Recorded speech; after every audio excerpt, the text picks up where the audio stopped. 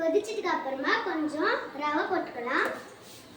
கலாரி விட்டுட்டே ரவை போடணும் மெதுவாக, அப்போ தான் கட்டி கட்டாது. எங்கள் பாப்பா ஃபஸ்ட் டைம் உப்புமா செய்ய போகிறா.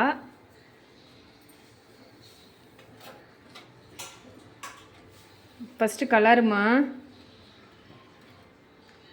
அப்படியே அப்படியே ரவை கொட்டு மெதுவாக.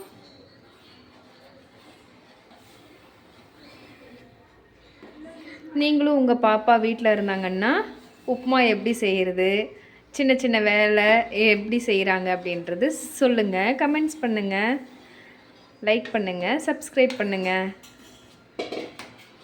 இப்போ நல்லா வேகணும். கலரி விட்டுட்டே இருந்தால் என்னாகும், கொஞ்சம் கட்டியாகும். அப்புறமா லேகாஸ்ரீ நாளைக்கு செய்கிறது சமையல். கங்கா இன்னைக்கு செஞ்சாச்சு, லேக்கா நாளைக்கு செய்கிறது. மெதுவாக கலரு. இந்த ரவை வேகணும்ல. கொத்தமல்லி தூள் போடு.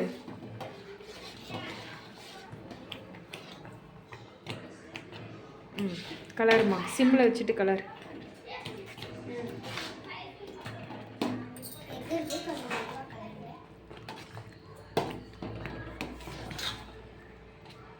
என்ன ரெடி ஆயிடுச்சு?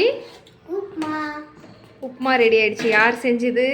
எங்க அக்கா செஞ்சது. சாப்பிட்ற மாதிரி இருக்குமா?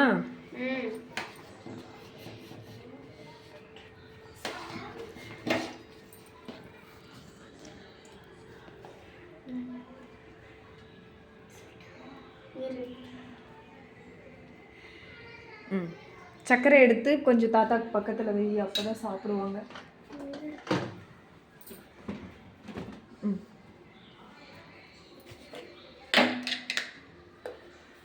ஒரு ஓரமா போதும்.